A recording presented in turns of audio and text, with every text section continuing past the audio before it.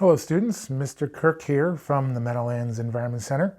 Perhaps we met before there at the Environment Center in Lyndhurst, or if I visited your school with our mobile food lab, or maybe you saw the last video I posted on our YouTube channel, the MEC YouTube channel that is, all about extracting DNA from strawberries. If you haven't seen it, you should check it out. It's pretty cool.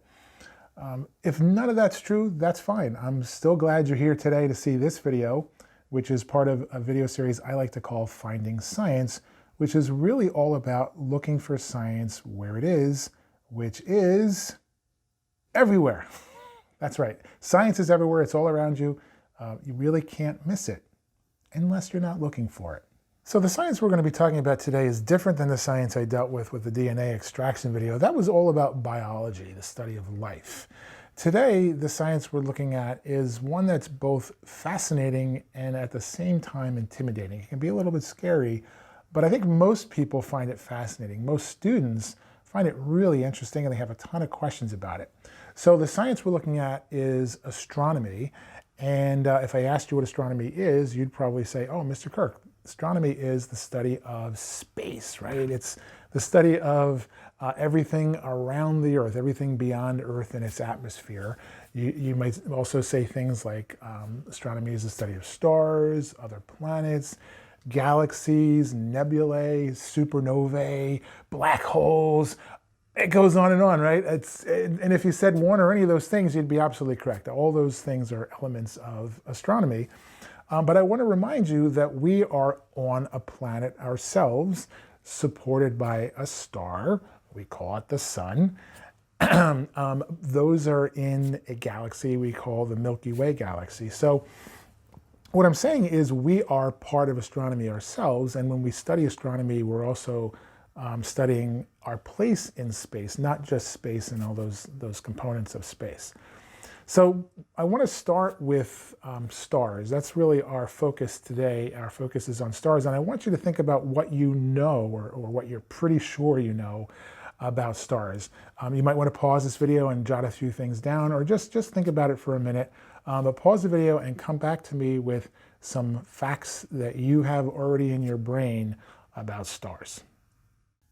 Okay, we're back. So let's talk about those star facts, shall we? What did you come up with? Did anybody out there say that a star is a spherical object that is made of super hot gases and it's hundreds of thousands of times larger and more massive than the Earth? If you did, well done. That's a fact. Okay, that is true. Did anybody out there say that a star, even though it's not a living thing, it has a life cycle? And that sometimes that life cycle can end in a massive explosion that briefly makes that star brighter than the entire galaxy it's found in? That's also true. I'm going to guess that some of you out there in cyberspace also said that the sun in the center of our solar system is a star. Now, that was an easy one. I said that before, but I'm sure you all knew that already. Now, some of these facts that I mentioned would be really interesting to talk about in more detail, and we will. For example, we'll talk more about star life cycles when we move on in this lesson a little bit. But what I want to focus on right now is that last fact that I mentioned, that the sun is a star. All right, students, so the first thing I'd like you to do in our study of the sun is to get a good long look at this star. And I know that sounds a little strange, but of course I'm not asking you to do this without protection. Anybody who's had even a mild sunburn knows about the damage that the sun can do. And if we interact with this massive ball of energy recklessly, a mild sunburn is the very least of our worries. Looking at the sun directly without something filtering most of that energy, it will do permanent physical damage to your eyes. It's serious. Fortunately, we have a lot of options that make solar viewing or looking at the sun perfectly safe, and one of the best options we have is these. Okay, these are called eclipse glasses, and I know some of you may say, well, Mr. Kirk, those look like regular sunglasses, and they do look a little bit like regular sunglasses, but they're not. Nothing could be further from the truth.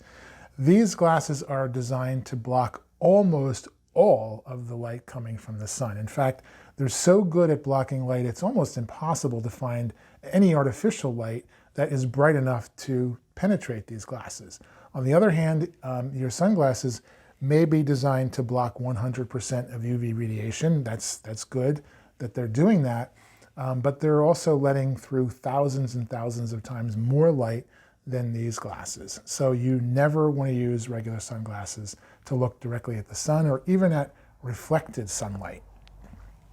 Something else that's important to remember, if you're using eclipse glasses or anything like eclipse glasses, this is a shield that's very similar to the eclipse glasses. You always want to inspect these devices to make sure there's absolutely no damage. You want to do this every single time you use them.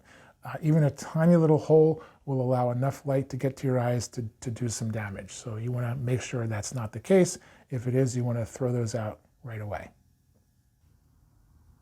By the way, does anybody know why these are called eclipse glasses?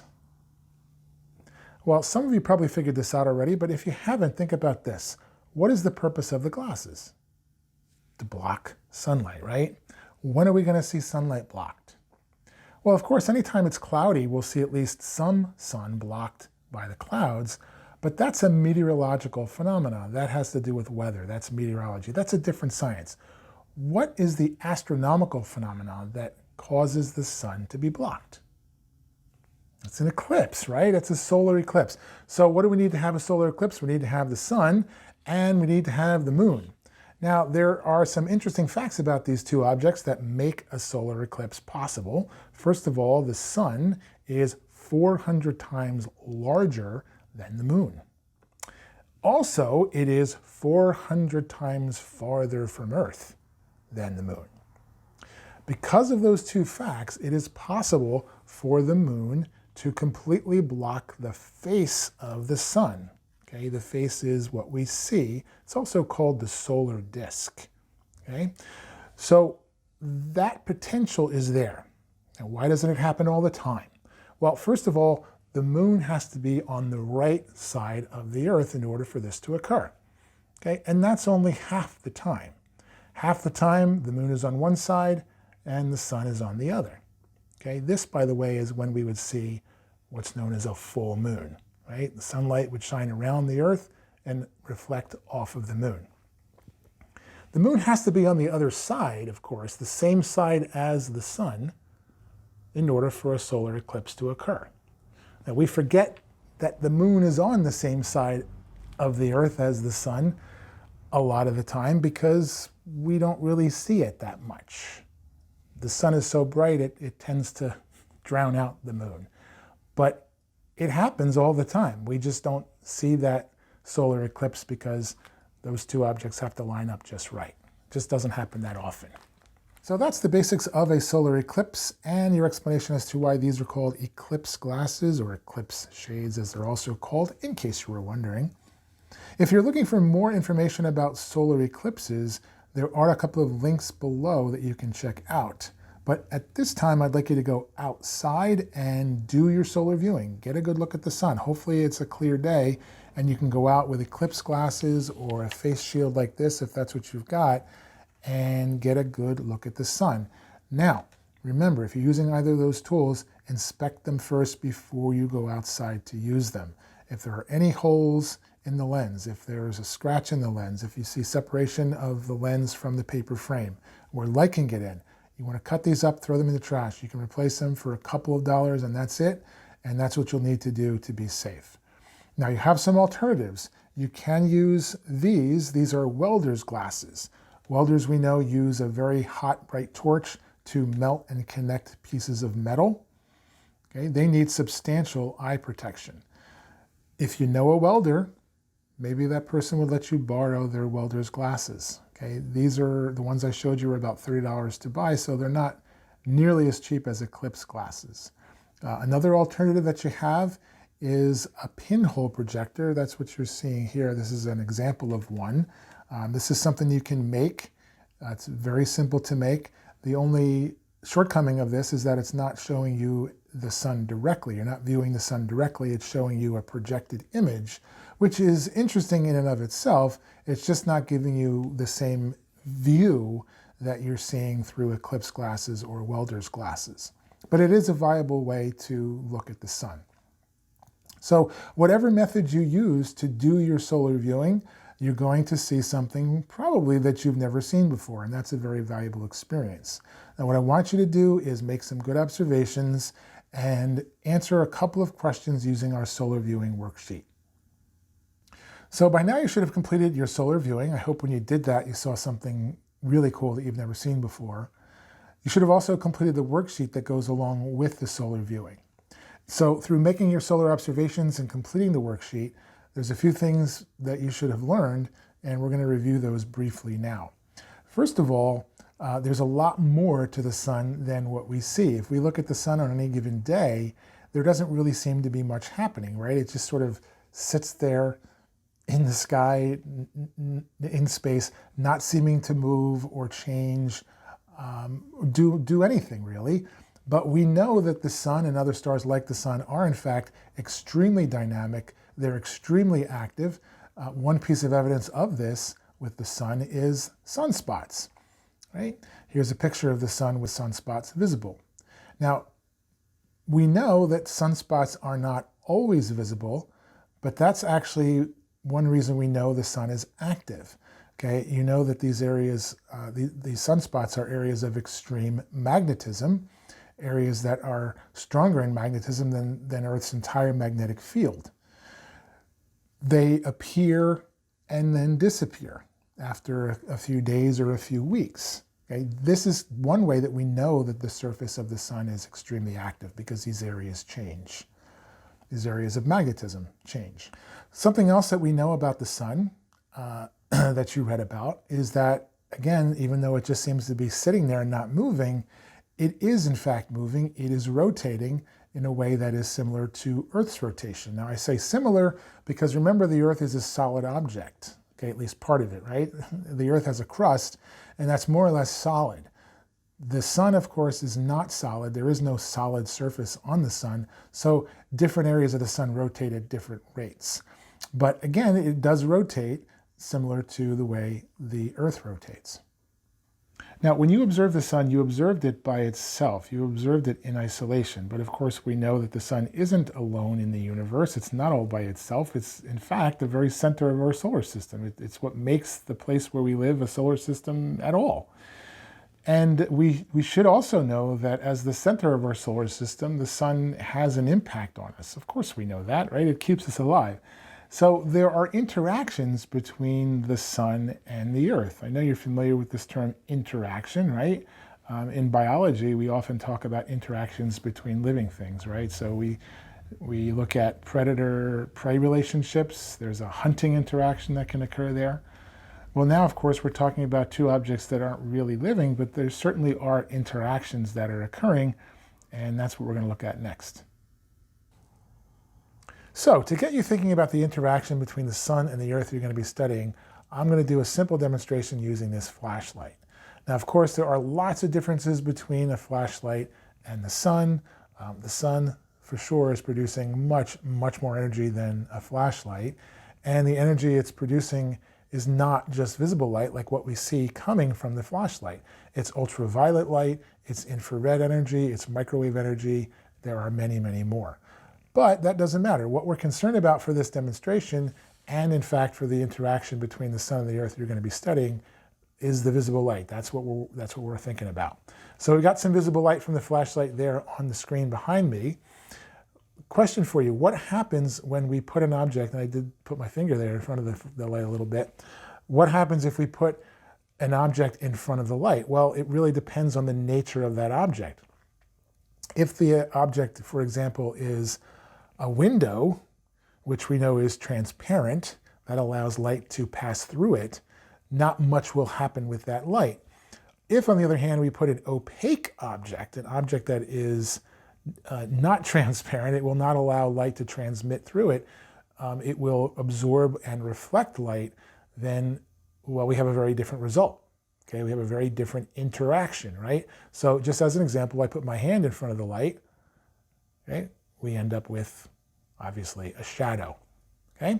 So that's a little window into the interaction you're going to be looking at between the sun and the Earth. It's going to have to do with shadows. So I'm going to get you started with your investigation of the interaction between the sun and the earth that involves shadows with a short demonstration in just a minute. But before I do that, I want to talk briefly about some things we already know about the sun. I mentioned earlier that we're going to be talking more later in the lesson about star life cycles. But some of you have probably already heard some things about the sun's life cycle. For example, many of you have probably heard that the sun was born in our universe billions of years ago. That is true. Some of you have also heard that the sun is about halfway through its life cycle, and that at the end of its life cycle, the sun will expand to the point where it engulfs all the inner planets. Those facts are also true. As far as that last one goes, I know that's not exactly good news for we Earthlings, but again, the sun is only halfway through its life cycle, so that's an event that's billions of years in the future. Don't lose any sleep over that one. So, what is the main message here? The main message is that the sun is an active star. It is always, always, always producing light. Now we know, interestingly enough, that from our perspective here on Earth, any one place, we don't see that light all the time. We have nighttime. So this demonstration is just going to shed a little bit of light on that phenomenon. All right, in order to do this demonstration, I have asked a friend of mine to be here today. His name is Stu. He's not being rude, he's just a man of few words. He won't say anything. That's okay, though. He's a great little assistant. And Stu's going to go up there on the globe, right on the edge of North America in beautiful New Jersey where we live. I'm going to make a few changes to my props here, and then we'll be ready for the demonstration. All right, students, we're back and all set up for the demonstration. Now you can see I've created an artificially dark environment in our classroom. This darkness represents the darkness of space. And in spite of the fact that there are hundreds of billions of stars in the Milky Way galaxy where our solar system is located, there's also lots and lots and lots of darkness. Of course, were it not for the sun, represented by the flashlight here, of course, we on Earth would be always engulfed in that darkness. The only light we would ever see would be those pinpoints of light coming from other stars.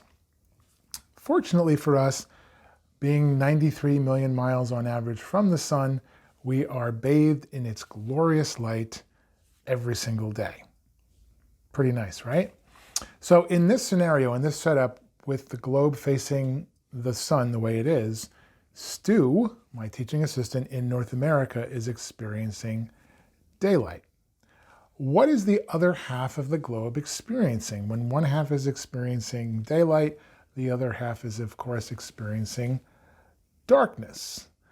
But now, what exactly is that darkness? Remember what we're talking about here. We're talking about the interaction between the sun and the earth.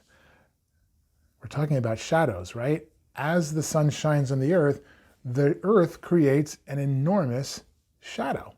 So essentially, everyone on the other side of the globe over here they're experiencing darkness, yes, but what they're really doing is sleeping in the shadow of the earth.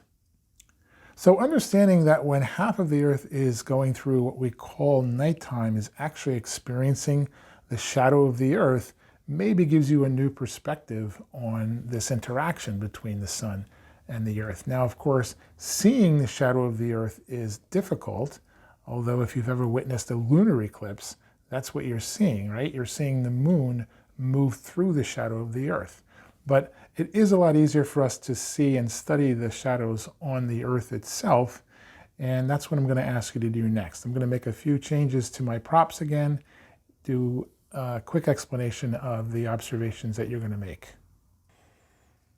All right, students, we're back. Thank goodness. Out of the darkness of space and the light of the classroom, where we can see the props I'm going to use for this demonstration. Now again, this is intended to give you a little bit of science content, a little bit of background, so that you better understand the interaction between this, the sun, and that, the earth, and the shadows on the earth that result from that interaction. Got it? Okay, so we've got the sun, we've got the earth, we've got Stu back to help us. Now, you probably noticed that the globe is a little bit different. The model of the earth is a little bit different than the other one, which showed land masses and oceans and all that nifty stuff. Okay, this simpler one should actually make it a little easier for us to see the shadows we're looking for. Now, one thing that this model definitely shows is the tilt of the earth. Remember that the earth is tilted in space. It spins on an axis that is not vertical as we see here. It's tilted 23.5 degrees, which is of course very important when it comes to the shadows that we see and other things as well. So what I'm going to do is I'm going to change your perspective. I'm going to change the angle of the camera a little bit, and then we're going to go ahead with this demonstration. So as you can see, the camera is above the prop. So the Earth is here with the north axis pointing off camera in this direction. Stu in New Jersey, a little closer to the North Pole than the equator, the way New Jersey actually is. And the sun is here shining down on Stu and the Earth, almost like a spotlight. And of course, when we look at the sun in the sky, it sort of looks like a spotlight, right? I mean, it's a big spot of light that we can imagine is only shining on Earth. But of course, we know that's not the case. We know that the sun is a star, and that means it's sending light in all directions. Now, where is most of that light going to fall? Well, it's not going to fall on you and I. I mean, we're tiny specks in space, and even the Earth is only about 1/100th the diameter of the sun. So most of that light is going to go somewhere else in space. It's going to travel somewhere other than to Earth. And that's important because obviously it's only the sun's rays that strike the Earth that create the shadows we see here. Now, let's take a look at Stu's shadow. It might be difficult to see at first, but if we look carefully, we'll see Stu's shadow here behind him. Now, it's behind him, which means what? That means, of course, that Stu is looking in the direction of the sun, which casts a shadow off of his back. Now, there's a couple of important things to remember here. First of all, the sun is sending light in all different directions. Second, it's only the rays of light that actually strike an object that will make that object shadow. So let's think for a moment about which rays of light are actually striking Stu's body. Well, you may have noticed that Stu's body is aligned with the sun. In other words, there's a straight line between the sun and Stu's body. What that means is that it's only the rays of light coming from the center of the solar disk that will strike Stu's body. Any light coming from the edge of the solar disk will miss Stu's body. Something else to think about is the angle of the rays of light that strike Stu's body. And think about that angle in relation to the white pointer, which is parallel to Stu's body side to side. What would be the angle of a ray of light coming to Stu's body in relation to that white line? 90 degrees. Now, what happens when the Earth rotates? Well, we know, of course, when the Earth rotates, that changes an object's shadow. And we can see that right away. We can see how Stu's shadow has stretched, for example. So why is that? Well, it really comes down to which rays of light are now striking Stu's body. Remember, we said before, when Stu was aligned with the sun, it was only the rays of light coming from the center of the solar disk that struck his body. Now, when his body moves as the Earth rotates, is it the same rays of light striking his body? The answer is no. Now it's those rays of light coming from the edge of the solar disk. So here you can see the two situations I showed you in the demonstration side by side. Diagram 1 to the left shows Stu's body aligned with the sun. Diagram 2 to the right shows his body a little to the right of the sun after the Earth has rotated. Now take a look at the arrows. These represent rays of light coming from the sun. You can see that in diagram 1, it's the middle ray, shown in yellow, coming from the center of the solar disk that strikes Stu.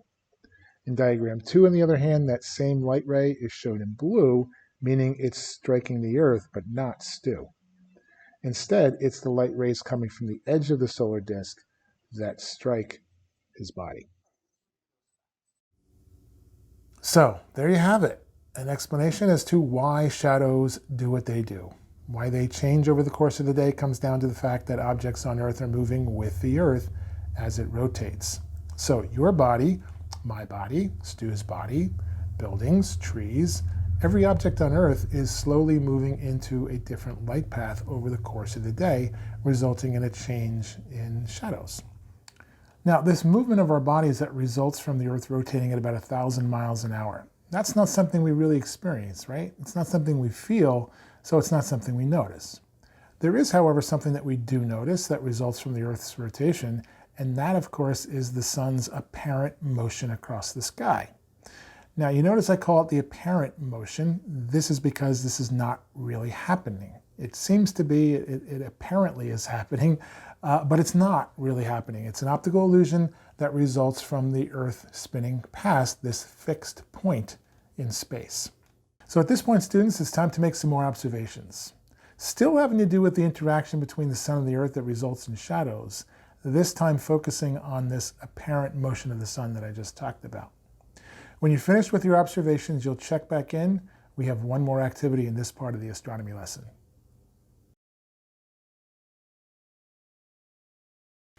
All right, students, if you're watching this, that means you've completed your observations of the shifting shadow of a pencil resulting from the movement of that object with the Earth as it rotates. Witnessing firsthand, by the way, what Stu and I showed with our demonstration, that an object's shadow changes in length and orientation or direction over the course of the day.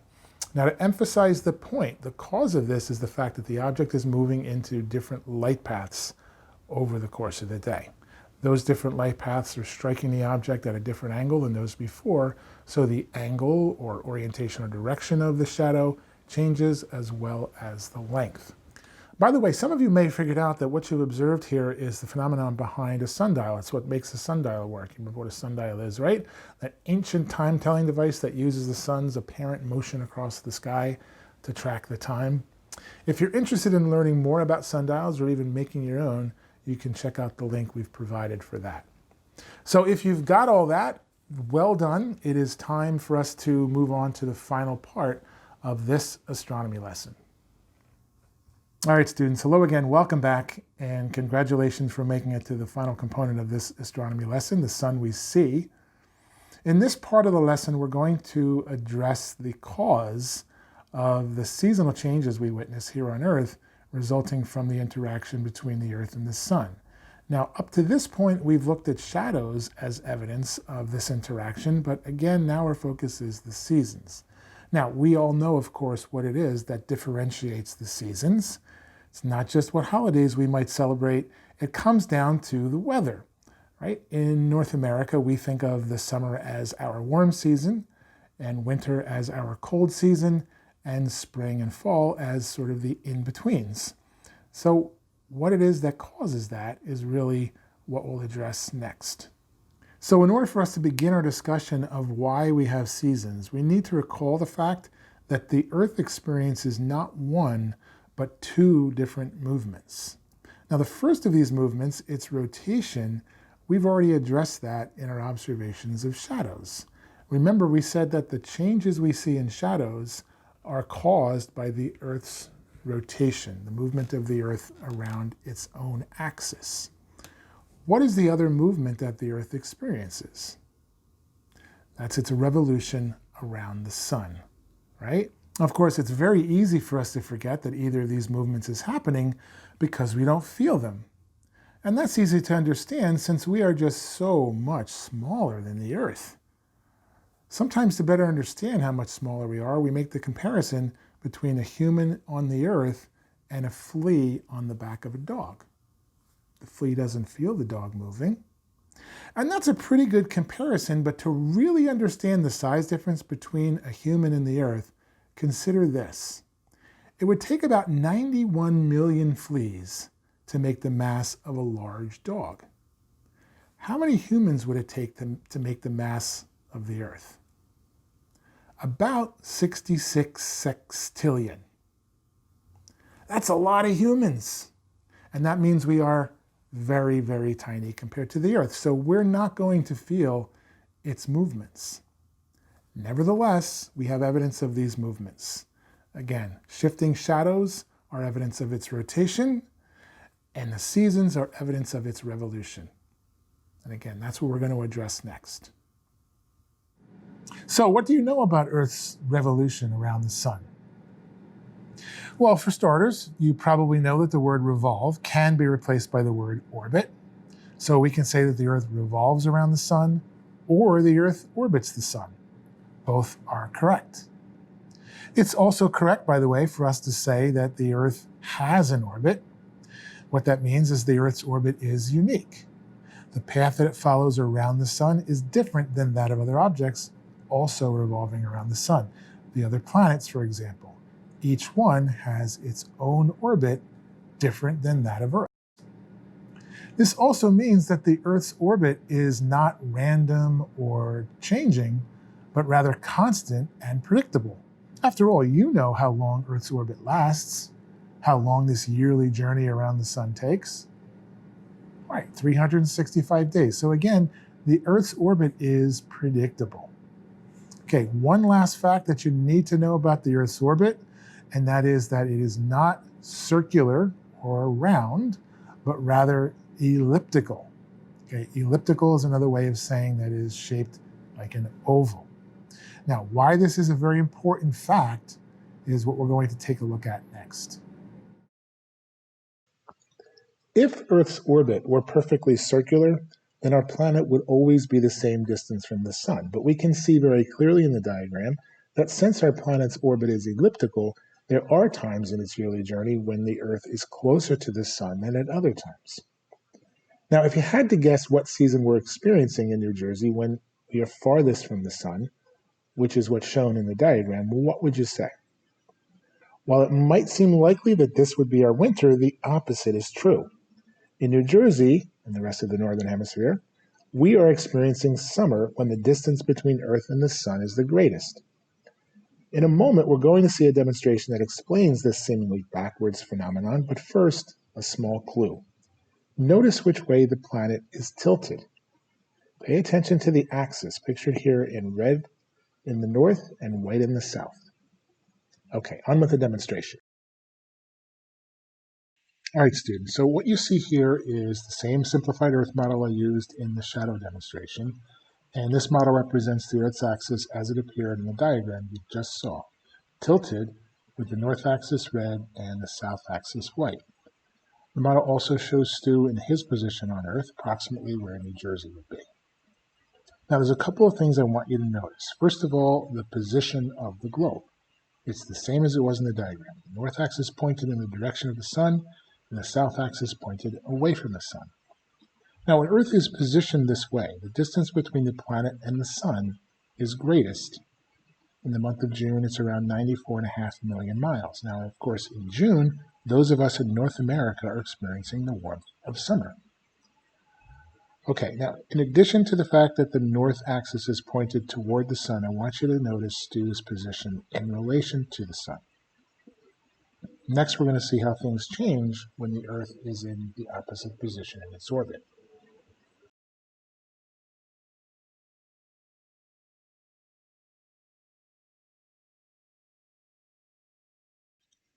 So, as you can see, the sun is on the left now. So we're imagining the Earth has traveled along on its orbit for half the year and is now on the opposite side of the sun. Of course, the tilt of the Earth hasn't changed, but you should notice several things that have. First of all, the distance between the Earth and the sun has decreased. Secondly, the north axis of the Earth is now tilted away from the sun and the south axis toward it. Now, we'll come back to that very important difference in a bit, but first I want you to notice a third change, and that is Stu's position in relation to the sun. Although he hasn't moved, he appears to be higher on the planet. This is another clue as to why this scene depicts winter in North America. Because of Stu's shifted position in relation to the sun, he is no longer directly aligned with the sun. The place on Earth that is directly aligned with the sun, which would be the southern hemisphere, is now below where Stu is. This part of the planet receives the most direct energy from the sun and as a result is heated the most. On the other hand, Stu is receiving energy that is less direct. It stretches over a larger area of the planet, which means less heat for where he is, which remember is where we are, New Jersey, which is in North America, which is part of the northern hemisphere. So this scene depicts the northern hemisphere winter. All right, so as a review, there were three differences we noticed with the Earth in the North American winter position of its orbit. And remember, these changes represent what's really happening between the actual Earth and the actual sun. So first of all, the distance between the Earth and the sun decreases. The Earth and the sun are closer together during the North American winter than during our summer. Secondly, Stu's location, our location on Earth, North America, is no longer aligned with the sun. And third, the Earth's north axis is tilted away from the sun during our winter. Now, as promised, I'm going to discuss the importance of that third change between the Earth and the sun as the seasons change, and that is the tilt of our planet's north axis away from the sun in our winter. And to do this, you can see I'm using the regular globe again, and I placed it in a position that represents summer in North America.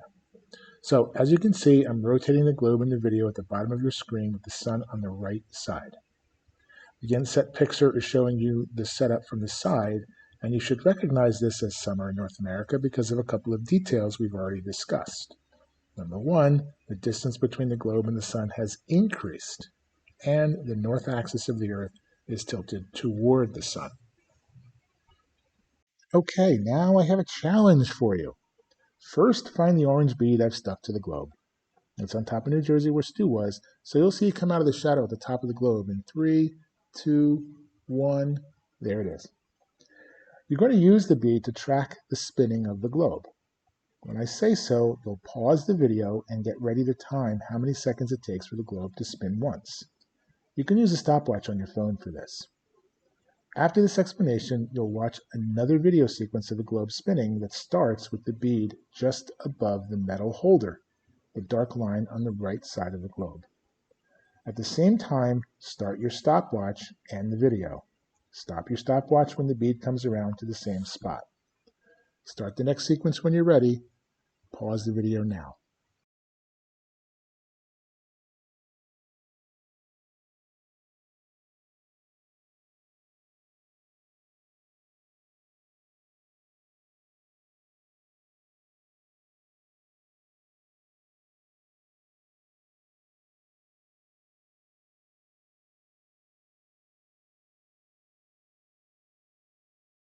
So you should have found that it took about 24 seconds for the globe to spin around once. Now, of course, we know it takes the real Earth 24 hours to complete a rotation, but to make this investigation possible, we're representing 1 hour of the real planet's movement with 1 second of the globe's movement. So 24 seconds of globe movement equals 24 hours of Earth movement, or 1 full rotation for both. All right, so here's another challenge. I want you to time how long it takes for the bead to travel through the sunlight striking the globe. The next video sequence you'll see, the bead will be at the top of the globe emerging from its shadow. As soon as you see the bead, start your stopwatch and stop it when it disappears in the bottom of the shadow. Again, start the next video sequence when you're ready. You may pause the video now.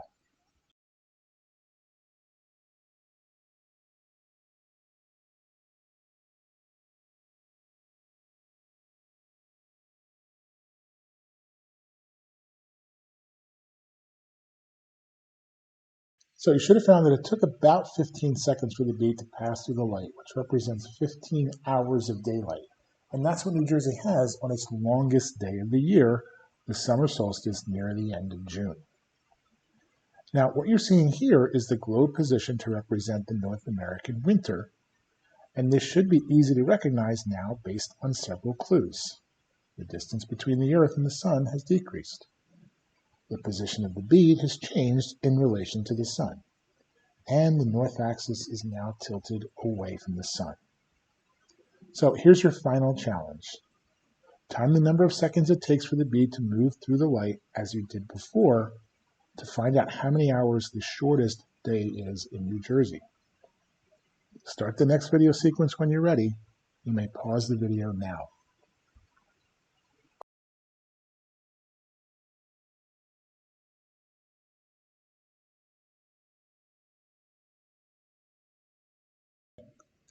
This time you should have found that the bead was in and out of the sunlight in about 9 seconds.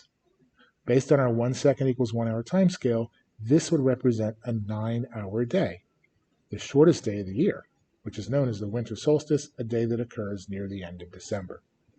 So in the end, there are two major factors related to the tilt of the Earth that lead to the different weather we experience throughout the seasons.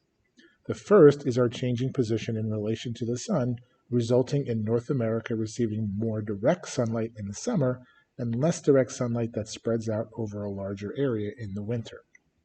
The second is a longer photoperiod in the summer. In other words, a longer period of time that our part of the Earth is exposed to sunlight, which causes it to heat up more, and a much shorter photoperiod in the winter. So, students, you've reached the end of The Sun We See, the first part of our astronomy lesson on stars. So glad you could participate. I hope you had fun and that you learned something about the sun and how it interacts with the Earth. I also hope you can come back for the second part of our astronomy lesson called The Hidden Sun. Until then, bye for now.